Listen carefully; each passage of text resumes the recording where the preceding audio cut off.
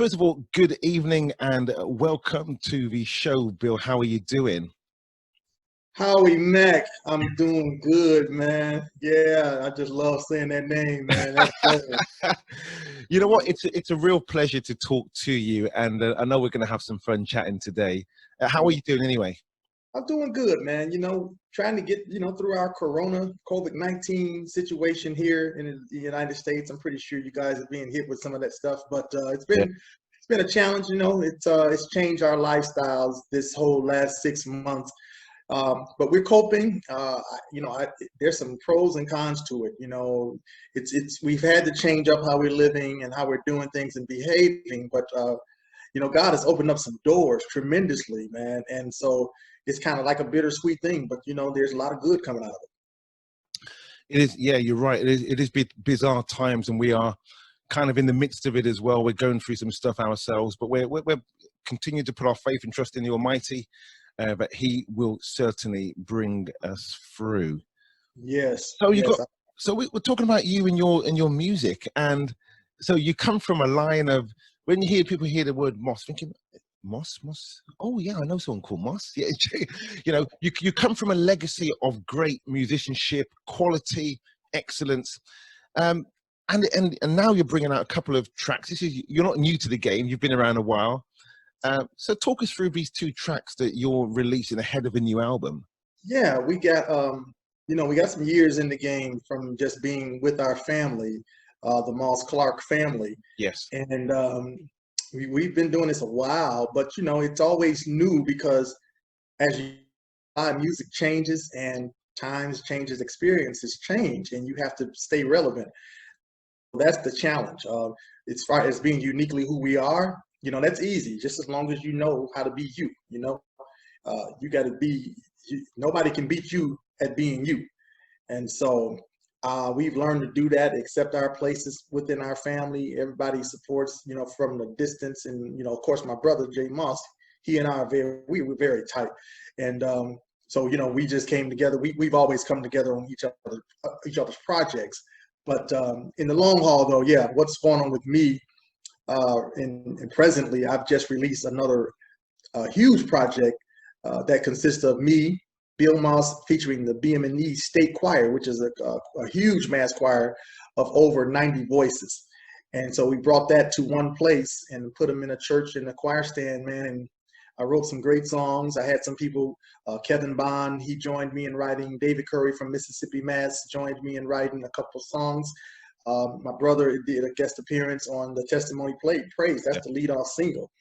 And so, yeah, man, just God gave me that platform and said, hey, go ahead and take it.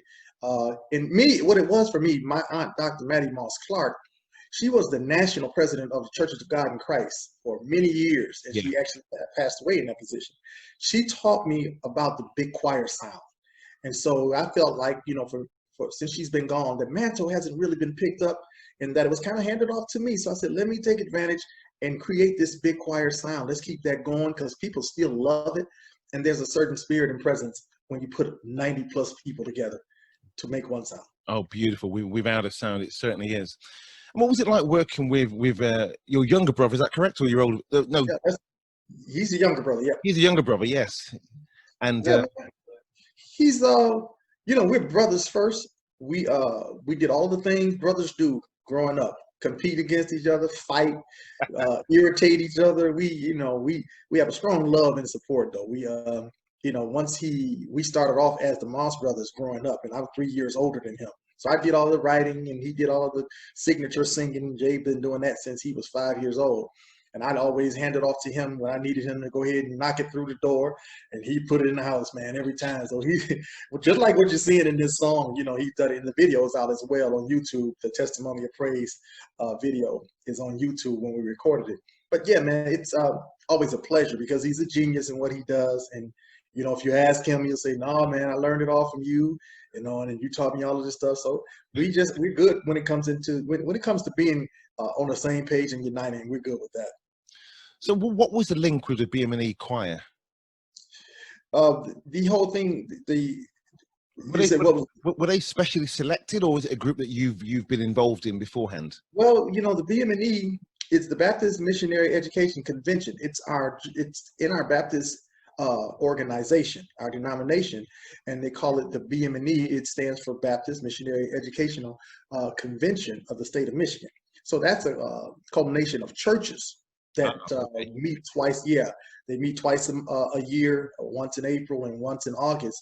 And in that week of a conference, it's like a conference, we have music, we have preaching and classes, and the big choir provides, and it's a bunch of people from different churches within the organization. So what led you to write, first of all, Testimony of Praise? What was the thinking behind that track? With me, my writing is interesting, man, because it's situational, it's seasonal. The difference between my writing and my brother is he's prolific.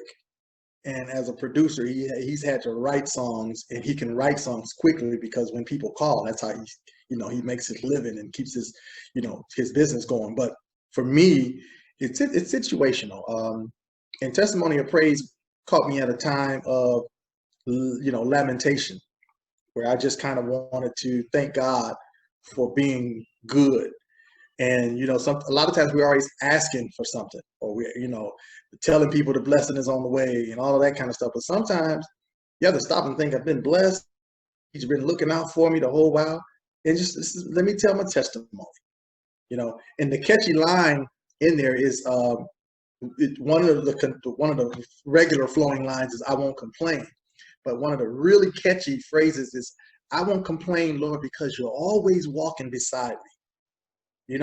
And for people who have gone through the ups and downs in those situations where the outlook was bleak, God always has a way of coming through, and then you reflect on that and you say, you're always walking beside me. So that's kind of where that song came from. God, thank you for always being there.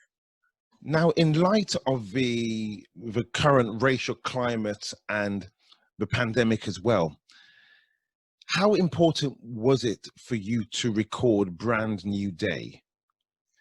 Yeah, man, Brand New Day came, God, I think, again, God has a way of his perfect timing. He's always showing me stuff and doing it in perfect timing, man. I could give you a list of just things in my life. But one of the stellar things that he just did was brought this gentleman, Mark Stansberry, from out of Nashville, Tennessee. He sent me the lyrics, and he said, hey, Bill, do whatever you want to do. And the pandemic had just started. So I think he saw in his eyes that there was getting ready to be a long-term situation. And so he thought that we're going to need music. We're going to need music. So he said, you take it and make the music happen. And I grabbed the lyrics, tweaked them a little bit, and then put the music to it, the musical arrangement to it, and sung it. And yeah, man, it's very relevant. The George Floyd thing hadn't happened here yet. So before I actually got it mixed, the George Floyd piece occurred. So I said, well, let me throw a little something in there where people can also know that that's something that we were paying attention to as well. So we put the I Can't Breathe thing in there, but I didn't focus because we got more than that to deal with. The George Floyd piece is a very, very serious situation. The COVID-19 is a very serious situation. I caught the coronavirus at the very end of March and April, 14 days, man. Wow. And I didn't have to be hospitalized, but I could see why a lot of people have passed away, because it hit me dead center in my lungs. Yeah. And I couldn't breathe. Let me put it this way: it's very, very difficult to breathe just going from my bed to the bathroom. Right. Coughing spell, breathing spell. But I'm in good shape. But I first give God the praise. It was God's grace and mercy that kept me and saved my life, and then my being in good shape. But if I had an underlying condition like asthma or any kind of respiratory heart, man, it could be looking at a different story. Yeah. So that song, Brand New Day, helps me to get the message across. People, we got to start reaching out. Times are changing, and it's very serious. We need to reach out and help people get through this very difficult time. Yeah. Some people question or ask the question, should gospel music and social justice, are they an important combination?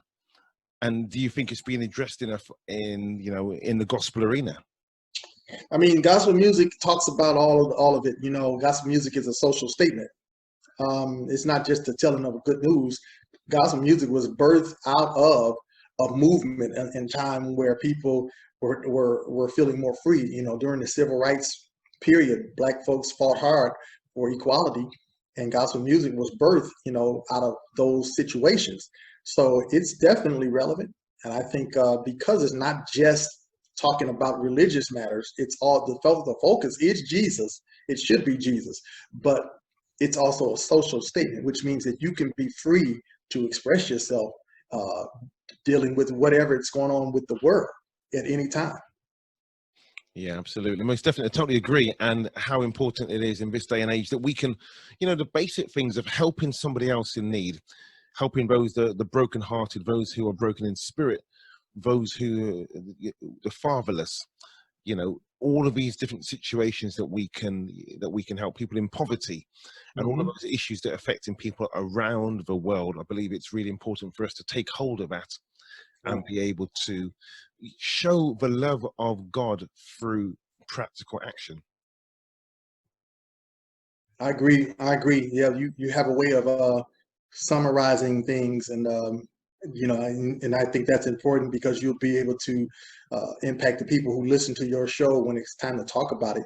People, you know, the attention spans are much shorter these days because cell phones, Google, everything is really instant. So you have to really be able to capture the moment. And I think you're going to do well just listening to the conversation between us now, with helping people be able to grab hold of a good response or a resolution. What's a good resolution or fix to the situation? And you have a way of conveying things quickly for people to be able to and digest. So yeah, keep doing. Now you call it Brand New Day, and in essence, what is it? If you were to summarize Brand New Day, what would you say that we are looking at? Well, brand new day, because there's been, when this pandemic thing first hit, right away, I prayerfully uh, got a thought that this is what we're calling course correction. And I was even talking to my mother-in-law, and she mentioned it in her conversation with me too. And I'm like, okay, well, there's a confirmation because we were saying the same thing. Course correction is what this is. And you can believe how you want to believe. If you're a religious person, you can believe God is moving. Time for a change. The world is shifting on us. Either way, um, either way, it's time for us to get serious about things and look at where life is headed. Our children are learning differently. The whole social media thing is taking over, and if we're not careful, we'll lose all of our young people because they're learning things differently, and we have to be open to where the world is headed, and let's get in alignment. We got a forest fire situation burning out of control over here in the United States, all on the West Coast. So I And heard, yeah. the whole state of California is covered with smoke, and you know, and it's, to me, and I taught in a workshop not too long ago, that forest fires are the world's natural process to get rid of too much, because it's not always that and there's a lot of times it's not started by campfires. It started because the forest becomes so dense and the heat becomes so hot that the friction between the sticks and the leaves does this when the wind blows. And the more it does that, the hotter it gets, and then bang, you got a fire. Wow. Okay. That's the world. That's natural.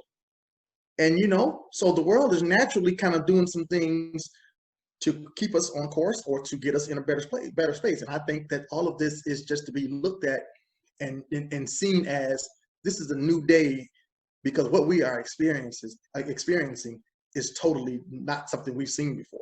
Yeah, yeah. The true singles are now out, all on digital media. Tell us how the listeners can follow you on social media, but also get hold of the singles as well.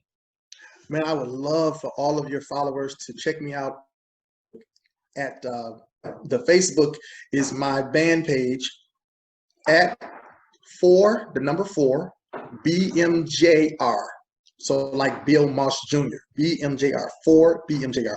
Ah, okay, yeah. Instagram, Instagram is at 4BMJ. Ah, yes, make that's clear. That's clear. Okay. Brilliant. Yeah, man. And from here, are you going to be? Obviously, it's difficult. You can't tour at the moment. There's been quite a few artists who have been doing like live streams, live presentations. Is that something that you've considered as well? Yeah, man. We just did a Bill Moss Unplugged. What I wanted to do was kind of do a performance slash rehearsal slash sit down kind of a thing. So I took my group at a local studio, and we just came in and performed about 6 of my songs. And we did some dialogue with my brother. So go on my Facebook page, check that link out, man. And we had some real good moments, man, where we sung some of my songs, and then we did some interviews with Jay, and came back to the music, and I told some stories in between songs. Yeah, check it out, man. It would be good just to get a glimpse of what we're doing. That's beautiful. Yeah. Well, thank you. Really appreciate your time today. Really wish you well with all that you do. And I'm going to put in my diary places to visit. Bill Moss, Michigan. Yeah, man, you gotta come. You gotta come. You gotta come check us out. You know, when you come to Detroit, like I said, my wife and I, we're gonna lay out the carpet for you and give you that red carpet treatment, man. I gotta make sure.